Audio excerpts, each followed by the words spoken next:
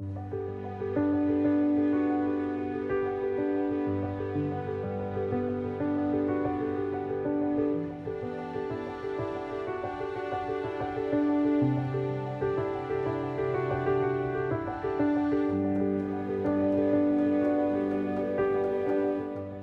into the same building with him in January of 1966, and he was living in the flat on the first floor, and I was renting a room with a bunch of other students in the flat on the second floor with a communal kitchen, and he was this very interesting, colorful figure.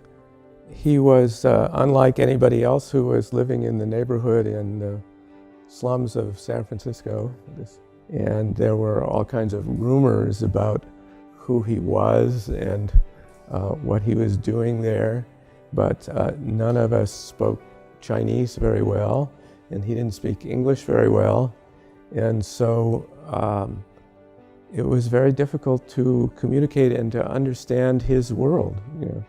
And my entrance to his world was in two ways. One, sometimes when there were Buddhist holidays and 10 or 15 disciples of his from Chinatown would come, they would invite us to lunch, and we understood good vegetarian Chinese food. That language we could speak, and the other was that they told me, well, he opens his door every day at 7 o'clock. You can sit with him for an hour from 7 to 8. He does that every night. I was a little nervous, but the first time I went in, it wasn't very much light. It was pretty dark, and he was seated in full lotus. So you would just come in and sit on one of these cushions and leave. And so that was the other way that I got to know the Master, because right away, as soon as I sat down, the energy was just much, much different than at San Francisco Zen Center. And it took me about 6 months to really have any idea of who he was. No matter how deep my meditational states were, that I could feel that he was a catalyst to the progress that I was making in meditation.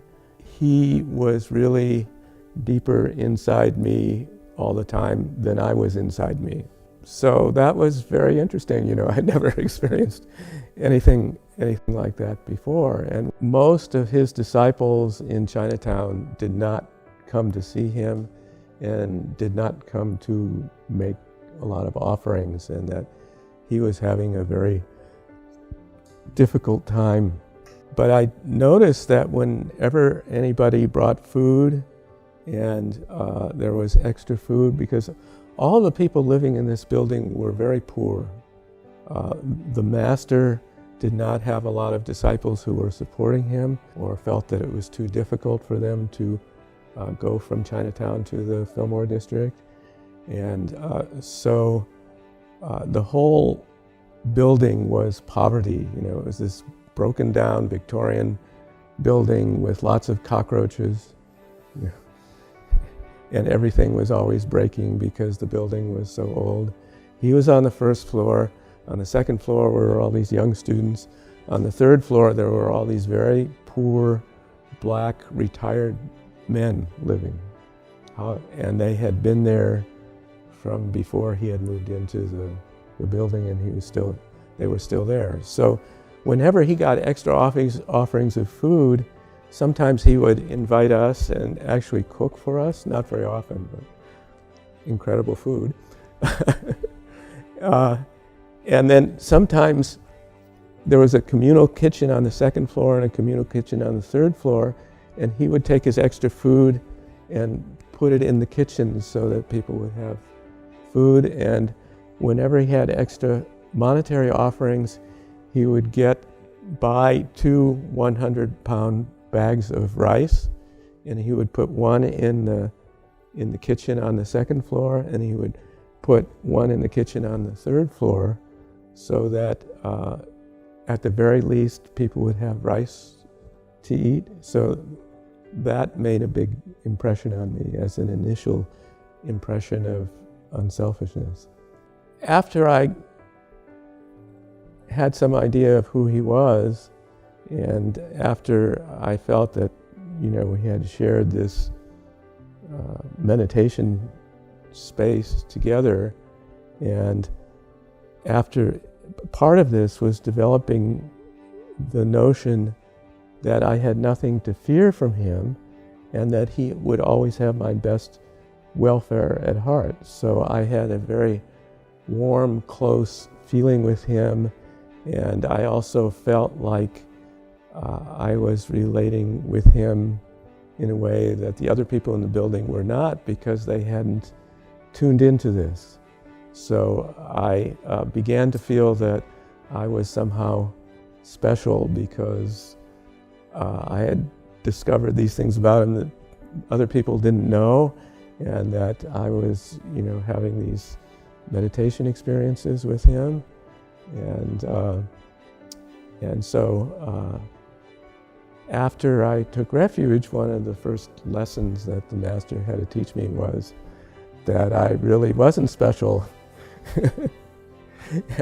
and that nobody's special, and we're all equal, and we all have the Buddha nature, and that this was a kind of arrogance on my part that I had to let go of if I was going to really study with him. So in the early days, the master really put in a lot of time and energy into us, and then after, however many years, there were more and more people coming, and we kind of voluntarily got out of the way to leave room for the other people to be close to the master so he could teach them more directly. So he set up the schedule for the Shurangama summer session in such a way that we were capable of doing it, but it was pushing us a little. And he encouraged us always to experiment on our own. He was not somebody who said, I'm up here and you're down here and you do whatever I tell you to do and don't question it. He was never like that. He always wanted us to discover the Buddhadharma from inside, and to encourage us to think about what he was teaching us and to apply it to our lives. And the master was amazingly patient with these, trying to help people out of these deep karmic holes that they were digging for themselves, and really tried to work with everybody, no matter where they were, and help them to suffer a little less.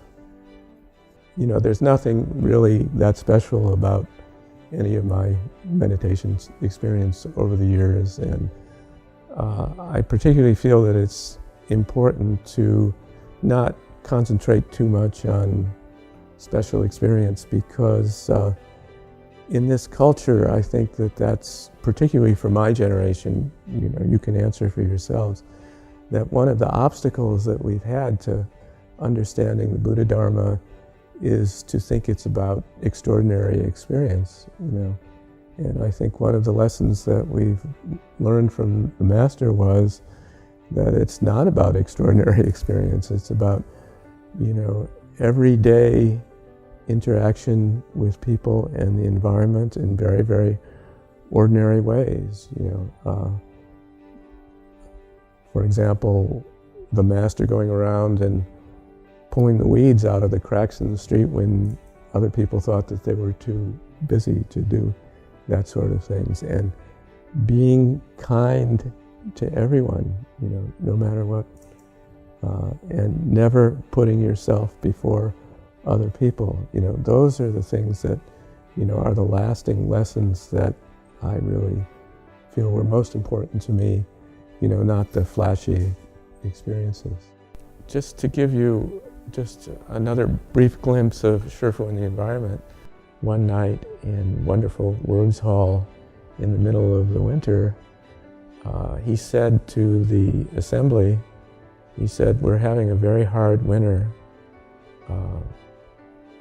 and it's really hard for the birds to survive, so would you please go out and get some grain for them and mantra the grain and then spread it out on the street so none of it will get lost in the grass. And he told them where to do it so that the birds will have food to eat to get them through the winter. So maybe you haven't heard this story before, but it's this kind of, everyday concern for all sentient beings that, to me, is much, much more important than Shifu did this amazing thing or did this amazing healing or whatever. All that's true, but is that really what, his main message was? I don't think so.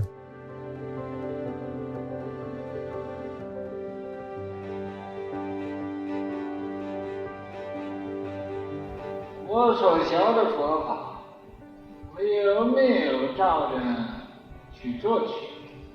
每一天呢，应该这样检讨自己，不要总去追求什么是神通，什么是妙用，怎么样我能得到佛法的利益？不要想着，你只要能天天改过自新，合乎佛法的事情，你就去做去；不合法的事情，就把它停止了。